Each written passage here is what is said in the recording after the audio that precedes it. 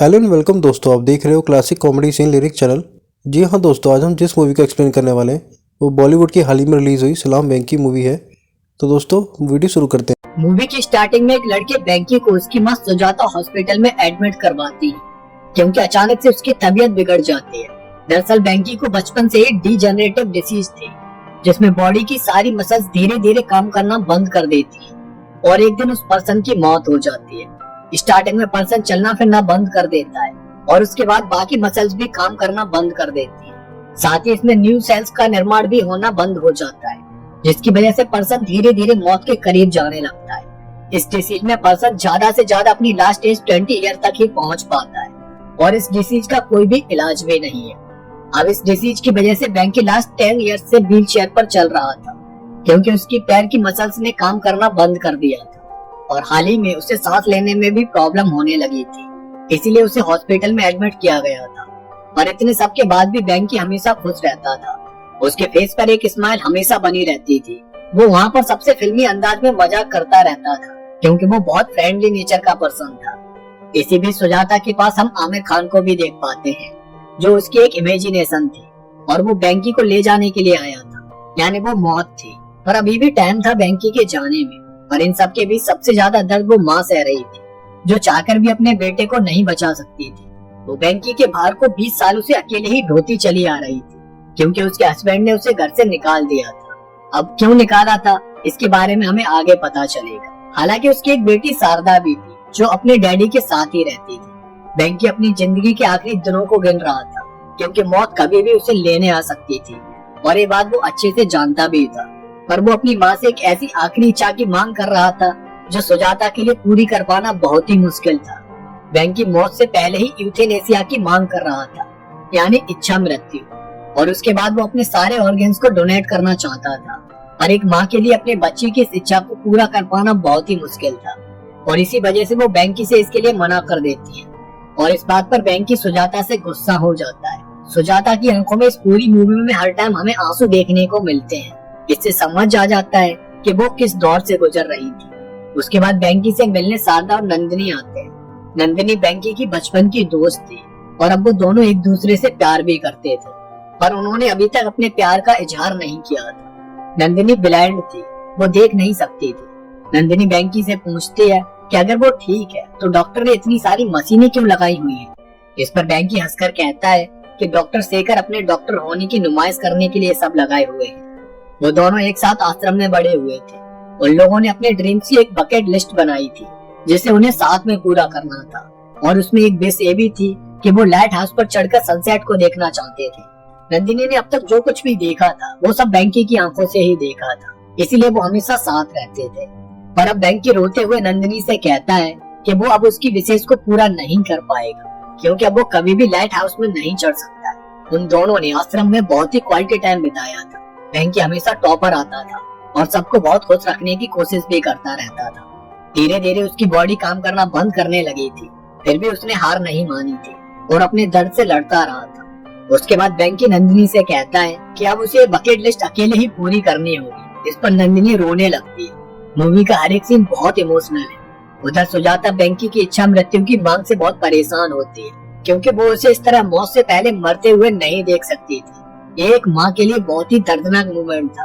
अब नंदिनी जब वेंकी के पास से जाने लगती है तो वेंकी फिल्मी स्टाइल में 3 बार पलट कहता है, पर नंदिनी पलटकर देखती ही नहीं है। उसके बाद शारदा वेंकी के पास आकर उसे अपनी जिद छोड़ने के लिए कहती है, पर वेंकी अपनी जिद पर ही रहता है। वो जानता था कि उसके ऑर्गन डोनेट से 5 जिंदगियां बच सकती हैं और खुद भी वो हमेशा इस दुनिया में जिंदा रह सकता है उन लोगों के साथ। अब जब सुजाता पर वेंकी को इस तरह नहीं देखा जाता है तो वो एक मोहन फाउंडेशन के पास जाती है और उनसे वेंकी की इस मांग को पूरा करने के लिए कहती है, पर वो इसके लिए मना कर देती है क्योंकि अपने इंडिया में यूथेनेसिया एक क्राइम था। अभी तक इस तरह का कोई भी कानून नहीं बना था। ऑर्गन डोनेटिंग सिर्फ ब्रेन डेड हुए लोगों के लिए ही पॉसिबल था। उसके बाद आश्रम से गुरुजी वेंकी से मिलने आते हैं और वो उसे समझाते हैं कि उसकी माँ ने उसका 20 सालों से ज्यादा ख्याल रखा है। उसके लिए उसने अपनी जिंदगी जीना छोड़ दिया, इसीलिए उसे उसकी बात मान लेनी चाहिए। तब वेंकी अपनी माँ के संघर्ष को याद करता है जब उसके फादर ने उन्हें घर से बाहर कर दिया था। तब सुजाता ने खुद काम करके वेंकी को पढ़ाया था और उसके दर्द को अपना समझकर हमेशा उसका साथ दिया था। अब ये सब सोचने के बाद बैंकी रोते हुए सुजाता को पुकारने लगता है। इसीलिए शारदा जल्दी से सुजाता को कॉल करती है और फोन पर बैंकी की रोती हुई आवाज सुनकर वो भागकर उसके पास आ जाती है और उसे गले से लगा लेती है। बैंकी अपने रूड बिहेव के लिए उनसे माफी मांगता है और सारे लोग बैंकी का अच्छे से ख्याल रखने लगते हैं। अब नेक्स्ट डे जब फिर से नंदिनी बैंकी से मिलकर जा रही होती है तो बैंकी फिर से 3 बार पलट बोलता है और इस बार नंदिनी उसे पलट कर देख लेती है, जिससे बैंकी बहुत खुश हो जाता है। यही तो लाइफ की छोटी छोटी खुशियाँ होती है जो किसी बड़ी खुशी से भी ज्यादा मजा देती है। उसके बाद बैंकी शारदा से कहता है कि मेरे जाने के बाद माँ को किसी हिल स्टेशन पर लेकर जाना, क्योंकि उन्होंने कभी माउंटेन्स नहीं देखे। वो शारदा से कहता है कि उसके जाने के बाद माँ का अच्छे से वो ख्याल रखे। यह सुनकर सुजाता की आंखों में आंसू आ जाते हैं और बैंकी सो जाता है। सुजाता शारदा से कहती है कि जब कभी बैंकी सोता है तो उन्हें डर लगने लगता है और इसीलिए वो उसे नींद से उठा देती है। उन्हें डर लगता है कि कहीं बैंकी उन्हें छोड़कर हमेशा के लिए तो नहीं सो गया। अब नेक्स्ट डे अचानक से बैंकी की तबीयत बिगड़ने लगती है और उसका ऑक्सीजन लेवल डाउन होने लगता है। यह देखकर सुजाता शॉक में आ जाती है। उन्हें लगता है कि अब बैंकी उन्हें छोड़कर जाने वाला है। सारे लोग बहुत डरे हुए होते हैं। तभी सुजाता बैंकी से आकर कहती है कि वो उसके ड्रीम को पूरा करेंगी। उसकी जो आखिरी इच्छा है वो उसे पूरा करने का प्रॉमिस करती है, बस वो एक बार वापस आ जाए। और इसके बाद बैंकी का ऑक्सीजन लेवल फिर से नॉर्मल हो जाता है और ये देखकर वहाँ पर सारे लोगों को बहुत अचंभा लगता है। उसके बाद शारदा बैंकी को लोरी सुनाती है और बाहर सुजाता बैठी हुई रो रही होती है, क्योंकि उसने ऐसी बात मान ली थी जिसके लिए उसका दिल कभी भी एग्री नहीं था। एक माँ के लिए इससे बड़ा दुख क्या हो सकता है कि वो अपने बेटे के मरने की मांग करने वाली थी। उसके बाद बैंकी सुजाता से कहता है कि उसने सपना देखा था कि उन्होंने उसकी बात मान ली है। तब वो कहती है कि वो सपना नहीं था, उन्होंने सच में उसकी बात मान ली है। यह सुनकर बैंकी बहुत खुश होता है और कहता है कि जिंदगी लंबी नहीं बड़ी होनी चाहिए। उसके बाद सुजाता यूथेनेसिया की एक रिटर्न एप्लीकेशन हॉस्पिटल को देती है, पर वो उनकी इस रिक्वेस्ट को एक्सेप्ट नहीं करते, क्योंकि इच्छा मृत्यु का मतलब पर्सन को उसकी मौत से पहले ही मार देना था और ये कानून की नजर में क्राइम था। अगर वो ऐसा करते हैं तो उनका हॉस्पिटल भी बंद हो सकता था और उन्हें जेल भी हो सकती थी। इसीलिए अब सुजाता कानून के साथ लड़ने का फैसला करती है। अब एक माँ अपने बेटे की मौत के लिए कानून से लड़ने वाली थी। उसके लिए कितना मुश्किल दौर था ये वर्ड्स में बयान कर पाना बहुत ही मुश्किल है। तभी आमिर खान सुजाता के पास आता है और वो उससे कहता है कि वो बैंकी को ले जाने के बाद उसका ख्याल रखेगा। वहाँ पर बैंकी अपनी मर्जी से दौड़ भी पाएगा और सब कुछ कर पाएगा। इस पर सुजाता उससे रोते हुए कहती है कि उसे ले जाते टाइम बस उसे दर्द नहीं होना चाहिए। उसके बाद नेक्स्ट डॉक्टर शेखर सुजाता को लेकर लॉयर परवेज के पास आते हैं और यूथेनेसिया की मांग के लिए कोर्ट में पिटीशन डालने को कहते हैं, जिससे वो बैंकी की आखिरी इच्छा को पूरा कर सके। पर परवेज कहते हैं कि ये बहुत ही मुश्किल है कि कोर्ट उनकी बात सुने, क्योंकि अभी तक कानून में ऐसा कोई भी लॉ पास नहीं हुआ है। फिर भी वो कोशिश करने की बोल देता है, क्योंकि कोर्ट में सुनवाई से पहले कमेटी का गठन होना था और अगर वो कमेटी मंजूरी दे देती है तो कोर्ट भी मंजूरी दे देगा। उसके बाद परवेज बैंकी से मिलने आता है और उसे बताता है कि उन्होंने उसकी यूथेनेसिया की पिटीशन फाइल कर दी है, पर रिव्यू कमेटी अपनी रिपोर्ट देने में देरी कर रही है। इसलिए बैंकी एक आइडिया उन्हें बताता है कि वो लोग मीडिया की हेल्प ले सकते हैं, जहाँ एक बहादुर माँ अपने मरते हुए बेटे की इच्छा मृत्यु की मांग के लिए लड़ रही है। और इसीलिए परवेज अपनी एक मीडिया फ्रेंड रोजी से इस न्यूज को अपने चैनल पर दिखाने के लिए कहता है। अब इस न्यूज से हर तरफ सनसनी फैल जाती है और ऑर्गन डोनेटिंग की बात सुनकर कई लोग सामने आ जाते हैं जिनके बच्चों को ऑर्गन्स की जरूरत थी। वो लोग बैंकी के स्टार्टफुल इनिशिएट के साथ होते हैं और जब मीडिया वाले एक पोल करते हैं तो उसमें 95% जनता बैंकी के साथ होती है और उसकी आखिरी इच्छा को पूरी करने की मांग करती है। उधर बैंकी की बोलने वाली मसल्स भी काम करना बंद कर देती है। इसीलिए सुजाता उससे अब साइन लैंग्वेज में बात करने लगती है, क्योंकि बैंकी ने एक बार सुजाता को साइन लैंग्वेज सिखा दी थी। उसके बाद रोजी और परवेज बैंकी से मिलने आते हैं, जहाँ पर रोजी बैंकी को इस दर्द में देखकर सैड हो जाती है, क्योंकि उसे इससे पहले एहसास ही नहीं था कि बैंकी किस दर्द से गुजर रहा है। उसके गले में ट्यूब डाल दिया गया था जिससे वो सांस ले सके। अब नेक्स्ट सीन में बैंकी के फादर उससे मिलने आते हैं, पर बैंकी उनसे मुंह फेर लेता है और शारदा उन्हें वहाँ से चले जाने के लिए कहती है। तब हमें फ्लैशबैक में दिखाया जाता है कि जब बैंकी छोटा था तो उसके इलाज के लिए सुजाता को पैसे की जरूरत थी, तो उसने अपने हस्बैंड से बैंकी के ट्रीटमेंट के लिए पैसे मांगे थे, पर उन्होंने कह दिया था कि वो उसे बैंकी के लिए 1 रुपया भी नहीं दे सकते हैं, क्योंकि वो उनके लिए एक डेड इन्वेस्टमेंट है। फिर भी सुजाता बैंकी को बचाने की पूरी कोशिश करती रही, पर एक दिन उसके हस्बैंड ने उसे डिवोर्स पेपर देकर घर से चले जाने के लिए बोल दिया और शारदा को अपने पास रख लिया। और जब ये बात 10 साल बाद शारदा को पता चली तो वो भी अपने डैड को छोड़कर अपनी माँ के पास आ गई थी।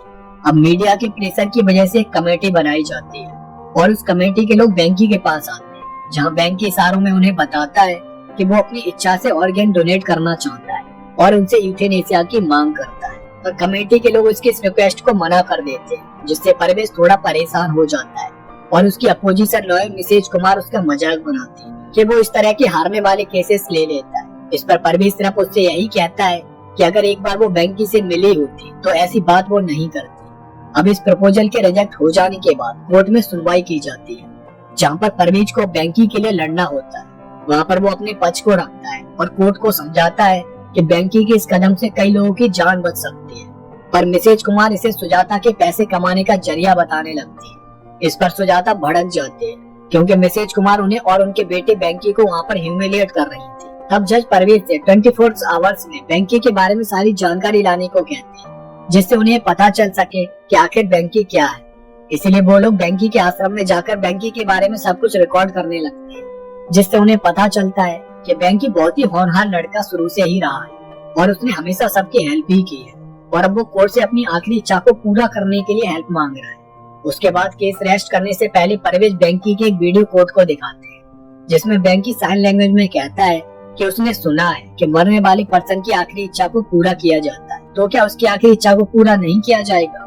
उसने अपने लिए बहुत सपने देखे थे और अब वो अपने ऑर्गन्स को डोनेट करके उन लोगों में रहकर अपने सपनों को पूरा करना चाहता है। यह सब बताते हुए सुजाता भी रोने लगते हैं और कोर्ट के बाकी लोग भी इमोशनल हो जाते हैं। साथ ही मिसेज कुमार को भी बैंकी की हालत देखकर बुरा लगता है और वो अपने केस को रेस्ट कर देती है, जिसके बाद जज नेक्स्ट डे अपना फैसला सुनाने के लिए कहते हैं और फिर नेक्स्ट जज डायरेक्ट बैंकी के पास हॉस्पिटल आते हैं और उसे बताते हैं कि वो उसके इनिशिएट के लिए उस पर प्राउड करते हैं, पर वो उसकी यूथेनेसिया की इच्छा को पूरा नहीं कर सकते क्योंकि न्यू रूल्स को बनाने में टाइम लगता है। पर वो प्रॉमिस करते हैं कि वो आगे चलकर इस रूल को जरूर लेकर आएंगे, क्योंकि अगर इंसान को रेस्पेक्ट के साथ जीने का हक है तो उसे रेस्पेक्ट के साथ मरने का भी हक होना चाहिए। अब इसके बाद बैंकी सैड हो जाता है और अपनी माँ से कहता है कि वो लास्ट टाइम उसे अपनी लोरी सुना दे, क्योंकि अब वो सोना चाहता है। तभी वहाँ पर आमिर खान आ जाता है और सुजाता से कहता है कि अब वो उसे लेने आया है, इसीलिए वो उसे जाने दे। बैंकी का साथ उसके साथ बस इतने ही दिन का था। यह सुनकर सुजाता की आंखों में आंसू आ जाते हैं और वो अपने बेटे की इच्छा को पूरा करने के लिए मान जाती है और उसे रोते हुए लोरी सुनाने लगती है। तभी बैंकी उसका साथ छोड़कर हमेशा के लिए इस दुनिया को छोड़कर चला जाता है और सारे लोग उसके पास आकर रोने लगते हैं। बैंकी अपनी इस छोटी सी लाइफ में जितना भी जिया, खुशी से जिया। उसे इतनी तकलीफ थी, फिर भी उसके फेस से स्माइल कभी भी फेड नहीं हुई। हालांकि उसकी स्माइल वाली मसल्स ने काम करना बंद कर दिया था, फिर भी उसकी आंखों में वो खुशी हमेशा दिखती रहती थी। सच में जिंदगी इस तरह से ही जीनी चाहिए। मूवी के लास्ट सीन में सुजाता और शारदा नंदिनी को लाइट हाउस पर लेकर आते हैं और उसे सनसेट दिखाते हैं, क्योंकि बैंकी की आंखें अब उसे मिल चुकी थी और वो उससे अब सब कुछ देख सकती थी। और इसी के साथ इस मूवी की भी एंडिंग हो जाती है। तो दोस्तों आज के लिए बस इतना ही। आपको ये वीडियो कैसी लगी कमेंट करके जरूर बताना और दोस्तों हमारे चैनल को सब्सक्राइब कर देना, वीडियो को लाइक कर देना। Thanks for watching.